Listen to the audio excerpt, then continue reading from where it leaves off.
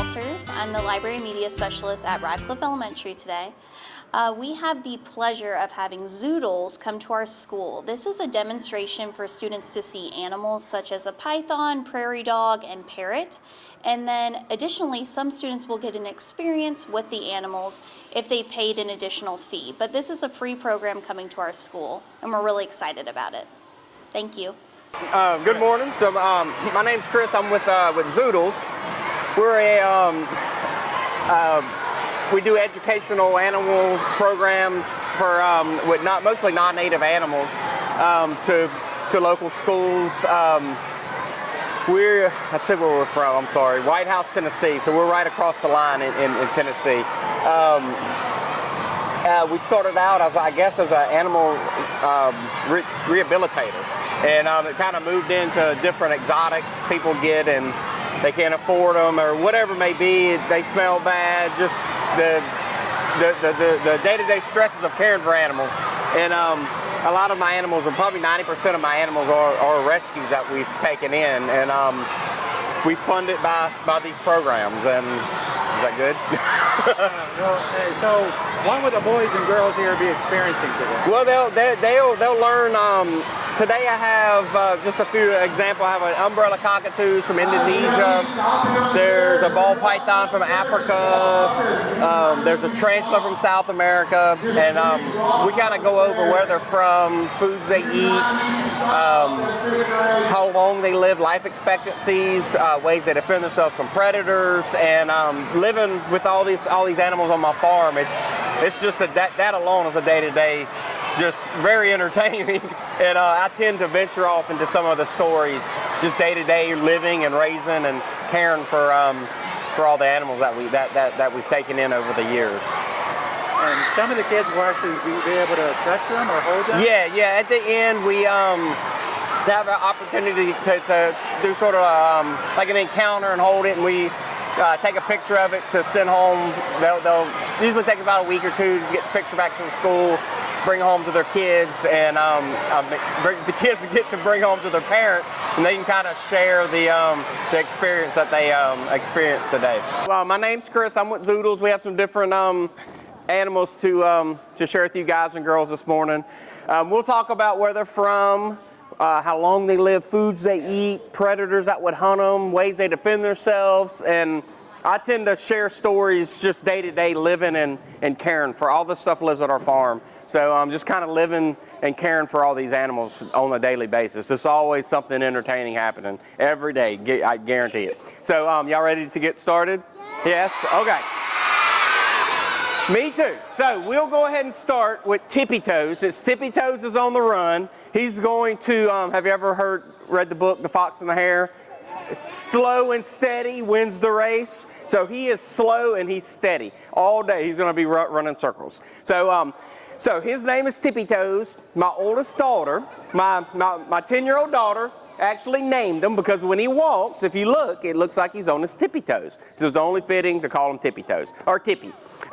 So he's an African cicada tortoise or an African spurred tortoise.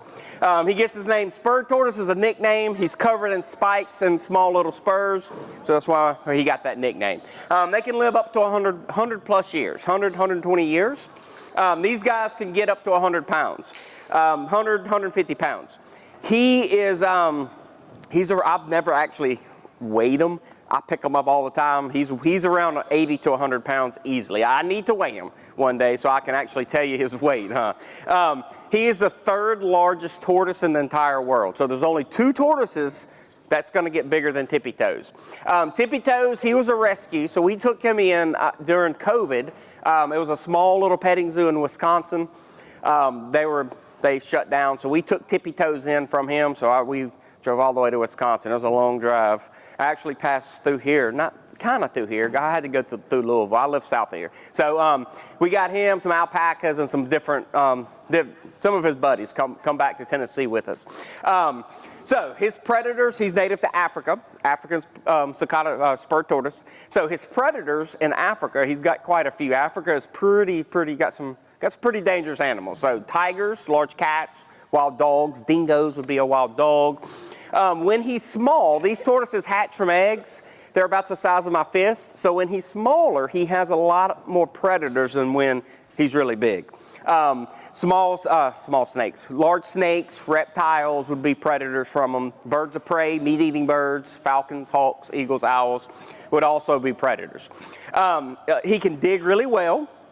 I tend to call them his hands and his feet. They're called fins on a tortoise, but whatever. So he can dig really well with his front fins or front hands. He can dig. Y'all see how wide he is? He's around about 2 feet wide. So he's able to dig about 2.5 feet wide. So at my farm, we got him.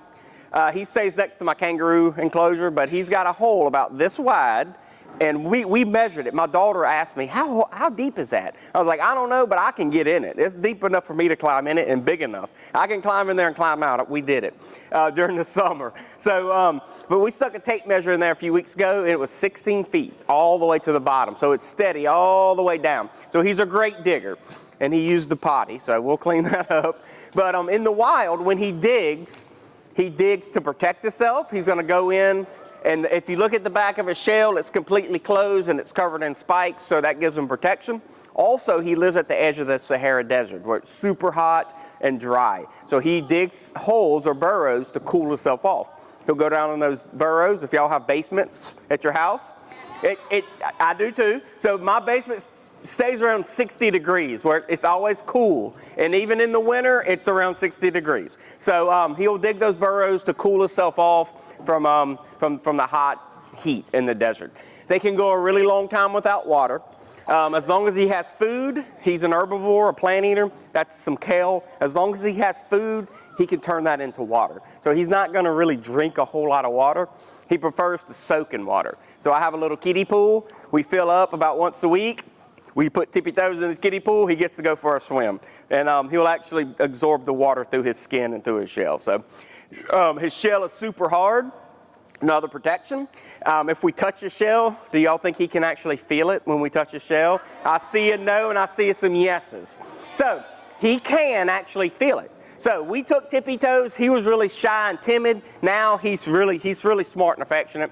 But we would sit there and touch him. And my youngest daughter loves Tippy Toes. So she would pet him and we would pet him and he would actually feel it. So if you touch your fingernail, that's what Tippy Toes feels when we touch his shell. The keratin, nails. His shell and her nails are made out of the keratin, the same material. So although his shell is a lot harder than her nails, but he can actually feel it. So it took him about a month to warm up to us, get to know us. He was kind of the outcast at the zoo up north. So he's warmed up to us really well. He can see, smell. He can hear well. He hears a little different than us. So if he'll get close enough and he comes by, you can actually see it a little bit right there. Y'all see his little, it's an ear, but it's actually covered with a piece of Tippy Toes. We're gonna, all right guys, it's okay. We'll clean it up. So I think he's a little nervous. All right guys, he's a little nervous. It's okay though. I'll clean that up before we leave. I forgot what I was saying. Oh, his hearing. He can hear great, although he hears a little different than we do. So when he hears, if you look at the side of his head, there's a little piece of, you can see his ear, but there's a piece of skin covering his ear. So when we talk to him, he hears vibrations instead of actual words. But he does know my voice. I have 2 girls at home. He knows them. My wife, he knows all of us. He'll actually, if I had a peach, he would come to me. I forgot to bring a peach, but I can cut a peach open. He smells it and he'll look at me and he'll actually come to me and get his peach. I don't have the peach, so we can't do that today. But that would be Tippy Toes, the cicada or the African spurred tortoise. Okay, let's see what else we have. Let's see what else we got over here. Let's get.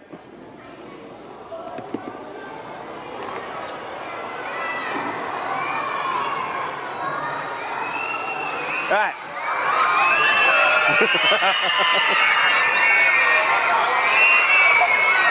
All right, guys.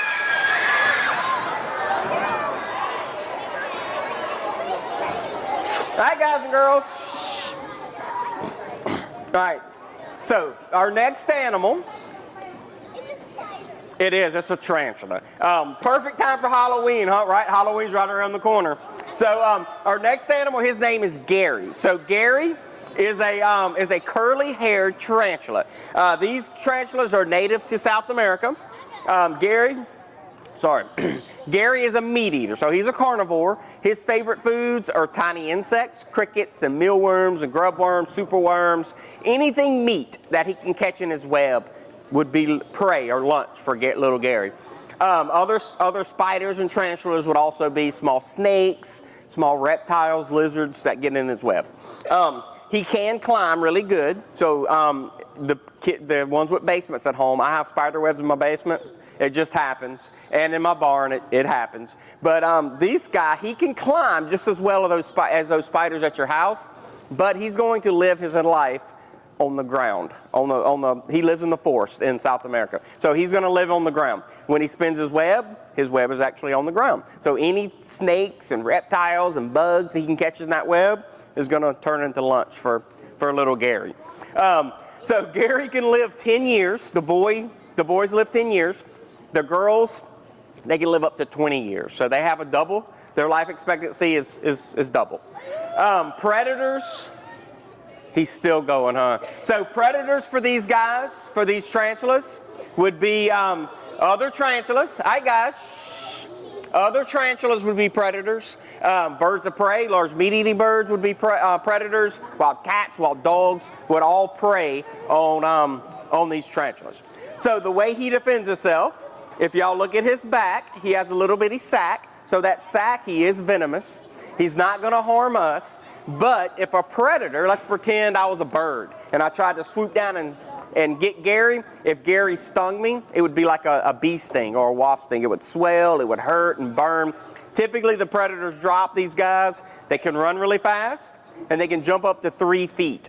3 feet distance. So from this black line to here is how far they can jump. Also, their hair gives them protection.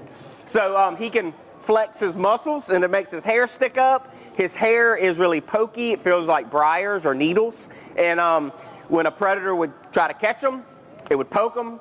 They're going to spit him out, and again, he's going to take off running. Most of his life is spent in hollow logs, in caves. They can dig really well with his little antlers right there. I guess I don't know what you call spider legs. So he can dig really well. He can dig about a foot deep, about this deep, and then those burrows he'll go down to hide from predators, to protect himself. And also the girls dig them to lay their eggs. So when they lay a clutch of eggs, they lay 800 to 1,000 eggs at a time. So yeah, imagine being in South America, walking through the woods, and you see 800 tarantulas running out of a small hole. I would probably run and scream, I'm not gonna lie. The reason they have so many, most of the small tarantulas don't survive past a week or a few days. Mom doesn't protect them. So she lays the eggs, she leaves the eggs, they hatch, and they're pretty much on their own. And they're really tiny, so they have 800. Probably not even half of those make it to the size of Gary. He'll get a tad bit bigger, not too much bigger than you see him here. He's a little over a year old, year and a half, 2 years old is his age, okay? So that would be, look, he's waving. Well, you gotta wave that way, Gary. He's waving. Look, she's like, hey. Also, his legs, if he loses a leg, he can regenerate or regrow a leg. So if a predator tried to catch him by his leg, he would shake his leg would fall off, the predator would be stuck eating his leg, and then he's like, hey, I didn't get Gary, and Gary's long gone. And Gary was also a rescue, so we took him in about 2 to 3 months, I'm not sure the exact date, but if you notice, he's actually missing a leg. And I've looked and read and researched, and I cannot find anywhere that says how long it takes for him to grow a leg back. So I've been counting the days, and I'm going to let everyone know when I figure it out. So I know it takes longer than 2 months. So we've had him, I know, for 2 months. We've had Gary. Okay? His favorite food, crickets. I'll throw a few crickets in this box, and that's lunch, breakfast, and supper, and even a bedtime snack. So crickets is his favorite. All right, let's put Gary up. We'll see what else we got over here. He'll also shed like a snake or reptiles. If you look at him, y'all see how he's kind of white and milky? So he will shed. All right.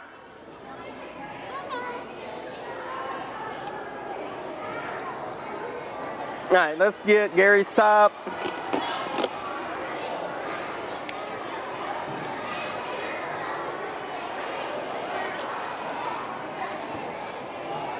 All right, let's get Sydney. All right, guys. Good job. All right, so Sydney, and we're going to go ahead and get Sydney. She's talking. She's wanting to get out. So we're going to go ahead and take her out and see if we can get her to talk and play some games with you guys and girls. But watch this. Have you ever seen a potty-trained parrot? Watch this. Potty-trained parrot. Watch. All right, Sydney, come on. Here she goes.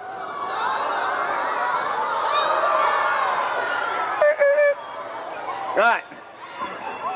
All right, guys. All right, Sydney, turn this way for me. She can talk. All right, so our next animal. All right, guys. There she going. She's saying, hey. Hey. I think that was bye. I think you got it mixed up, Sydney. So Sydney, her name is Sydney. So Sydney, she's an umbrella cockatoo. So she gets her name, umbrella cockatoo. Whenever, she may do it, but with me holding it, I can promise you when I put her back on her kennel, she's going to stick that crest right here. It looks like an umbrella above her head. Sydney, right there. So she's usually happy, or it's emotion. She uses it to show emotion. Happy, mad, sad. Usually when I put her down, she's excited. That crest is up, and she's going to be dancing and going crazy. She wants all the attention. Sydney she's an attention hog. She wants all the attention. So she can live up to 100 years. The longest one that's ever been documented, umbrella cockatoo, 137 years. So they can live, she says, wow. So they can live well past 100 years. Sydney is 6 years old. So in March, I think the 12th or the 13th is Sydney's birthday. So March is when she made 6. As far as her vocabulary and her learning tricks and playing games, she's about as smart as a 3 or 4-year-old.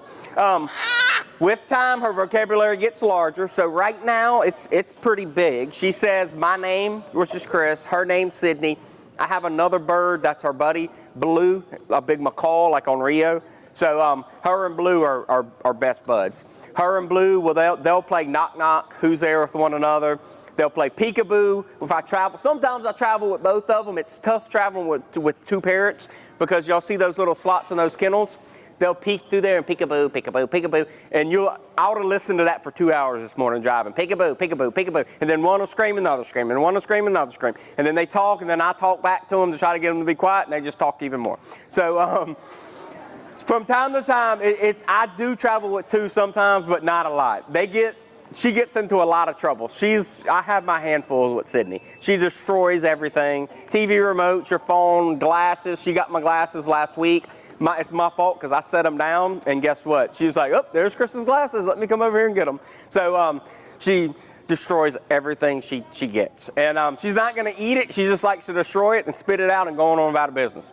I give her a lot of toys. McDonald's toys and Happy Meals is what we typically give her because they're cheap. And she'll destroy them in 10 minutes. So in Indonesia, where she's native to, she's going to live in the rainforest. A majority of her life is spent in the canopies of the tops of the trees. They can fly. They're not the best of flyers. She gets tired very easily. So they're not going to fly for very, very long. We're not going to fly her today. She's still very young. We're working on the whole flight thing. Get her flight trained when she comes back and lands. So we're not going to get her to fly. I have a little green bird. I don't know if I've ever been here before. In the past, we did some work before COVID through here. But I can't remember. Have we? And I had a little green bird, Solomon. And he would take off and he'd fly 2 loops, and he would even shoom and swoop down at y'all, and yeah. So we're working. Sydney's at home. We'll fly Solomon. Sydney's watches it, and she's picking it up pretty quick. She'll say bye. My macaw, the big blue bird. When I bring Blue, I'll usually bring Sydney so she can watch. Blue says bye, and he'll actually take his wing and wave bye. So she's learning. We're going to try at the very end to get her to wave bye to y'all. We're going to try my best. She's an herbivore, a plant eater, so she's going to eat fresh fruits, nuts, and berries. It's her favorite foods. She's a really picky eater. Pumpkin seeds, she loves sunflower seeds. She loves grapes, only the insides, not the skin. She's picky on that. Bananas, only dried bananas. She won't eat fresh bananas. She's super picky to feed. And yeah, for whatever reason, I don't know why. Blue, her buddy, we eat anything you give them. Pizza, hamburgers, chicken nuggets, you name it, yeah. It's crazy watching. Blue sees us eating, and Blue's like, oh, I'll take a bite of that too. And my kids, they're not supposed to, but they tend to give Blue treats. Treats is what they say. So, but yeah, treats. But it's not the best for them. Predators for these birds would be birds of prey, large meat-eating birds, large snakes and reptiles, wild cats, large cats, and wild dogs would all be predators. Their main defense is to hide. They're going to spend most of their life in the canopies and the tops of the trees, hiding from predators. They'll find a source of food and water, and that's where they'll create a nest and live most of their life. They're going to stay in large groups or a flock. The reason they do that, they're really affectionate. As long as you pet her, she'll go to anybody in here that'll pet her. As long as you're petting her, you're her best friend. And in the wild, it's similar. So they'll go out and help hunt and get food for one another, protect one another, just like we would from day to day. So they're really affectionate animals. What else can we talk about you? Her skin. Y'all see her beak? Her beak is black, all right? So her feathers are completely white. There's a little yellow under the wing. We'll talk about why she has the yellow. But her skin, can y'all see her skin? What color is it? No, not the feathers. Look at her skin back here. Can y'all see? It's probably tough. It's black. It's tough probably to see. She has dark skin, and her tongue is actually the color of her beak. The reason she has dark skin, dark tongue, is sunscreen. She lives her life in the tops of the trees. It gives her protection from the sun. Sort of like giraffes. Giraffes are really up high, sun shining on them. They have a dark tongue. Same principle. Let's flip you around this way. You got to look at me. We'll get you to talk for me. Don't be getting mouthy with me. She's told me no. So now she's just showing off. So the way she would defend herself, y'all see her size? So she can make herself look almost 2 times larger than she is now. She'll fluff her feathers up, make herself look really big, which she's harmless. But she's going to try to trick her predators into thinking that she's bad. Also, the yellow under her wings, she'll start flapping really fast. And the predator sees that bright yellow, looks like a bright flash of light. Again, just try to scare her predators into thinking that she's big and bad. She's harmless.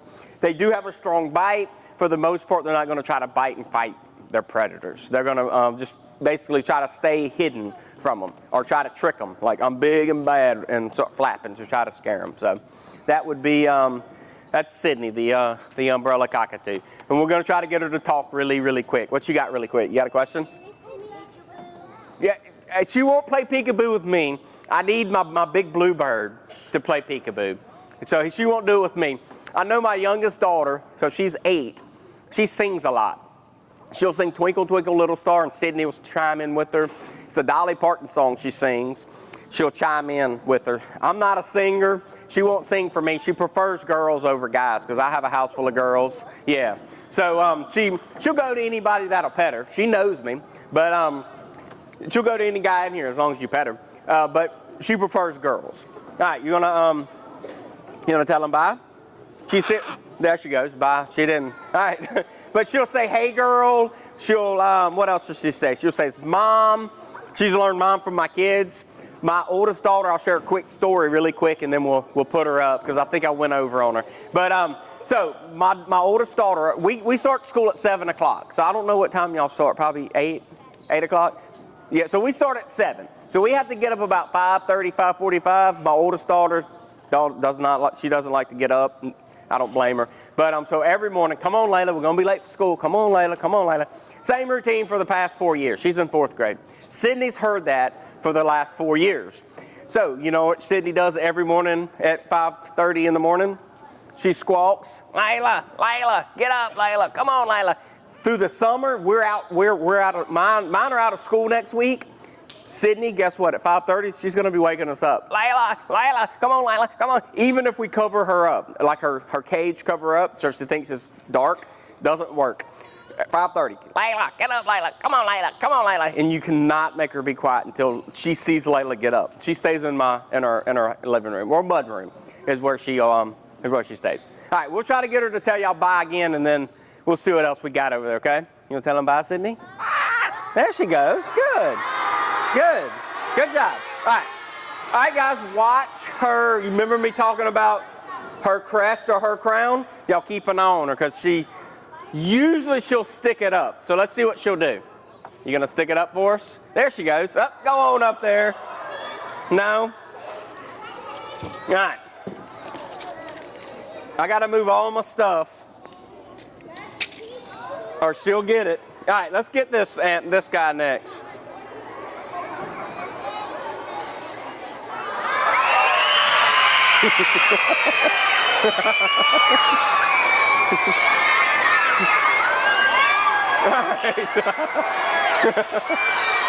Hi guys.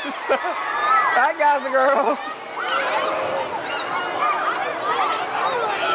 Hi guys. All right, so our next animal. Look, Tippy Toes is tired. He's like, I'm taking a break. It's too early. It's too early. So our next animal.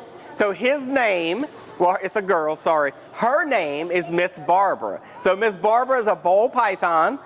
If you look at how as soon as I picked her up, she was stretched out. What did she go to? To a ball. So most of her life is spent in a tight, tiny little ball. That's where she gets her name, ball python. They also call these snakes, she's from Africa. In Africa, they call them a royal python. And at the very end, I'll show y'all why they call them a royal python. It's for a reason. They can live up to 30 years. It's her life expectancy. So Miss Barbara, she's around 18 is her age. Length, she can get up to 6 feet. She's pretty close to that 6 foot mark. They're one of the smaller snakes in Africa. So she looks big to us.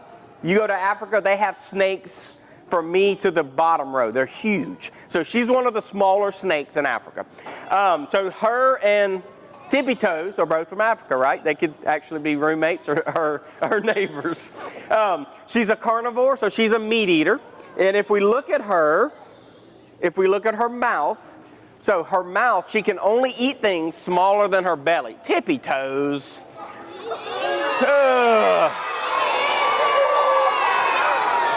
Yeah. Hi, guys. Hi, guys. Hi, guys and girls. So when Miss Barbara eats, hi, guys. So when Miss Barbara eats, she can only eat things smaller than her belly. So her belly, we're going to look at how big her belly is. Her belly is this big. So when she eats, she's a carnivore, she's a meat eater, she's going to look for meat that's smaller than her belly. Her favorite food is a mouse, but in the wild in Africa, she would look for rabbits, squirrels, birds, other snakes, other reptiles, eggs. As long as it's smaller than her belly, she can eat it. So the way she eats it, if you look at her mouth's pretty tiny. So what she does, she takes her mouth, she disconnects her jaw, and her jaw can open the size of her belly, which actually has a very large mouth. There's a special set of muscles in her jaw that lets her move her jaw when her mouth opens up and disconnects. So she'll drop her jaw, kind of goes like this, and that's how she's going to eat to survive. She's a restrictor snake, meaning she's going to wrap up and coil around her prey, those rabbits and mice and squirrels and birds and whatever else she can find. Predators for these snakes, birds of prey would be a, hold on, you don't get in that.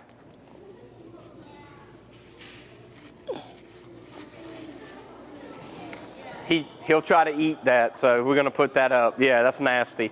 So predators for Tippy Toes would be birds of prey, large meat-eating birds, larger snakes, wild cats, wild dogs. Her main defense is to hide. So she's going to ball up in a tight little ball and get under hollow logs. She can climb trees, wrap around branches, and hide and camouflage from her predators. She's not a venomous snake, so she's she's actually harmless. She uses her color to camouflage. If you look at her brown colors, so she'll use that to camouflage it within her environment and basically hide from those predators. When she's afraid, she's in her ball. When she's afraid, she'll actually take her head and stick down in the center of the ball and hide her head, kind of like ostriches do in the dirt. They'll stick their heads to hide. Although it gives her really gives her no protection, it makes her feel safe. I guess she thinks if I can't see them, they can't see me. But it doesn't always work like that. Come here. You got a little bit of skin hanging off. We'll leave it there. Yeah, she just got through shedding, and she's got a little bit left on her mouth. And I got some drops I can put on there, and it'll take care of that. So these snakes, we said they can live up to 18 years. So when they are they're hatched from an egg. You better not knock my table over. They come from an egg. So these snakes will lay a clutch of eggs, about 15 or so eggs.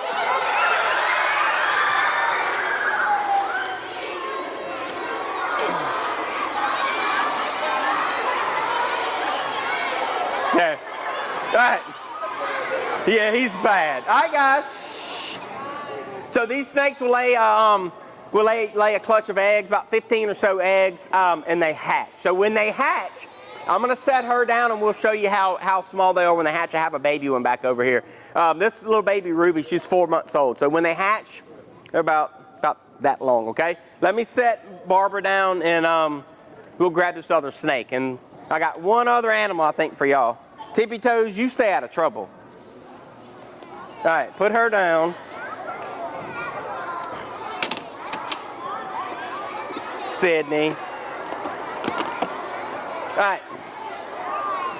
All right, guys. That would be, all right, guys, girls.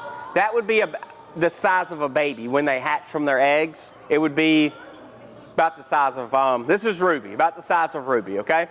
All right, let's put her down. And we will get, give me 1 second, I got one animal, but I gotta go get him a treat because he can do tricks too, but he works for food. So give me 1 second. Let's be really quiet, okay? And I'm gonna go, we're gonna go grab him a treat really quick. All right, we're gonna get Nibbles out, okay? So shh, let's be really quiet. All right, Nibbles, you ready? Come on, buddy. Come on. Come on, let's go. Come on. Come on. All right, here, buddy. All right. All right, guys. All right, so our last animal we have. So his name is Nibbles. So Nibbles, we named him Nibbles. My oldest daughter named him Nibbles. So the reason he got his name Nibbles, he has 4 teeth in his mouth. 2 on the top, 2 on the bottom. But he's a rodent. They look like a rat or mice teeth. So he nibbles on everything. So it was only fitting. It's okay. We'll clean that up. I don't see how he's got anything left in him. He did it in the back of my truck coming here. So yeah. All right, guys. So Nibbles loves to chew on things. Without chewing or nibbling, his teeth never stop growing. So he has to chew or nibble on things. So it was only fitting to call little Nibbles Nibbles. Nibbles is a prairie dog. So these guys are actually native to here in America. They live out west. So Oklahoma, Colorado, Utah, North Dakota, South Dakota are some of the states these guys would be native to. He can live 10 to 15 years in captivity. In the wild, he lives about 3, 4, 5 years. So the reason he has a short, So the reason he has a short life expectancy in the wild, he has a lot of predators, no way to defend himself from those predators. He can dig really well. So these guys can dig about 3 feet deep, so about this deep, and he'll dig burrows underground. So those burrows are, the longest burrow ever measured or documented is over 3 miles long. So underground, just imagine 3 feet down, miles and miles of tunnels underground. That's where he's going to live most of his life. He's an herbivore, so he's a plant eater. So his diet would be grass, veggie, any types of veggies. Kale, he loves corn on the cob. He loves carrots, broccoli, spinach. is some of the things he would eat. But he'll eat any vegetation he'll eat. But because of that, he's considered a nuisance out west. He destroys farmland. He'll dig all those burrows underground. Farmers' cattle steps in it, falls through the ground. So they're considered a pest or a nuisance out west. Predators for these guys would be a fox, a wild dog, large snakes, birds of prey, would all be his predators. So the way he defends himself, he hides. So he's able to bark. When he barks, he actually is able to communicate with other prairie dogs. He'll stand up on his behind legs. We'll show you at the end how he does that. He'll stand up and he'll actually bark, kind of like that. So when he barks, other prairie dogs can understand him. So if he's scouting the plains and he sees a fox coming, he'll stand up and he'll start barking. And his buddies hear him and says, hey, here comes the fox. Let's go run and hide. So they'll go underground in their burrows as deep as they can go and basically hide from their predators. He has no way to defend himself except for hiding. Little nibbles. He can hear, smell, just like us. All of his senses are really, really, really well. There you are. We talked about the life expectancy. I'm trying to... I was going to share a story, but I forgot what I was going to say now. Looking at Tippy back there. You gonna do your trick? All right, we're going to do his trick really quick. And then the snake. We forgot to talk about the snake, how he got his nickname. We'll do that too after I put Nibbles down, okay? All right, we have to be really quiet because I'm going to set the mic down. I'm going to get him another snack, and we're going to try to get him to stand up. And sometimes he'll bark. Sometimes he will, sometimes he won't. I can't make him bark, but we'll try my best, okay? I can get him to stand up, though. All right, let's set this down. I'm going to get him another snack. He loves Doritos. I don't have Doritos today, so we're eating healthy. We're snacking healthy, graham crackers. All right. Yeah, he loves nacho cheese Doritos. Here, buddy, you want to stand up? There you go. Good boy. Good.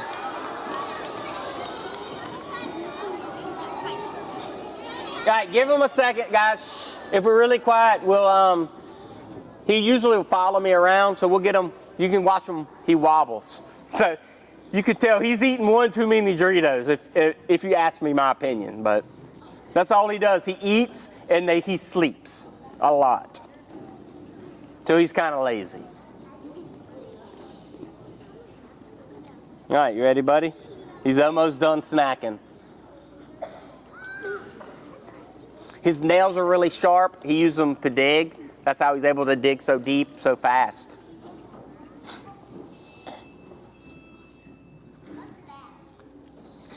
I'm diabetic.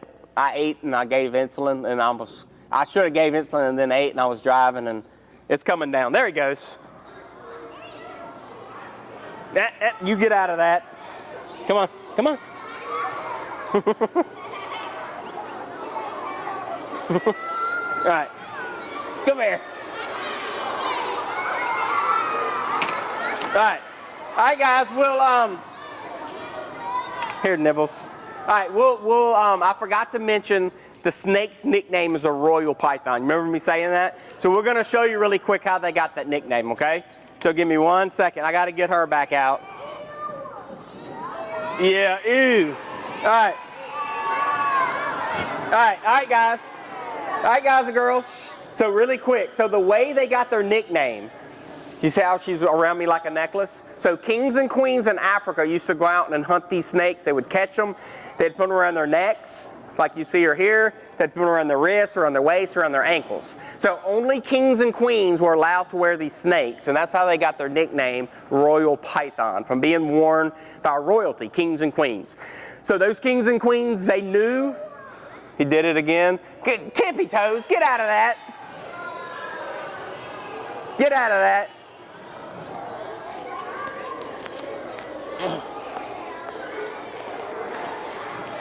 Get out of that. All right.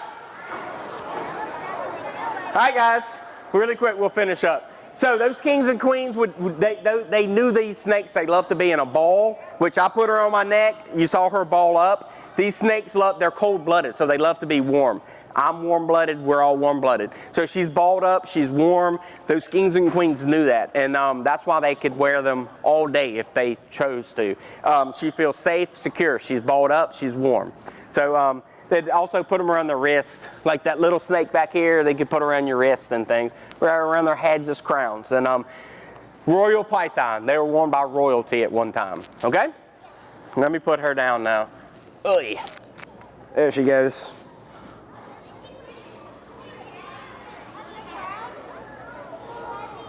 She's pretty heavy, yeah. Again, I've never weighed her, but if you pick this up, I would say at least 10 pounds, at least. I mean, it's pretty heavy. All right, so I have a mess to clean up. So thanks for letting me come and share all of our animals with you guys and girls. Hopefully y'all learned something, had a good time. I guess we'll dismiss back to, hold on. We're gonna hand it off. Yes. Yes, here. Y'all have the plan. If they had pictures, whatever we need to do, I'm here for y'all. Thanks, guys.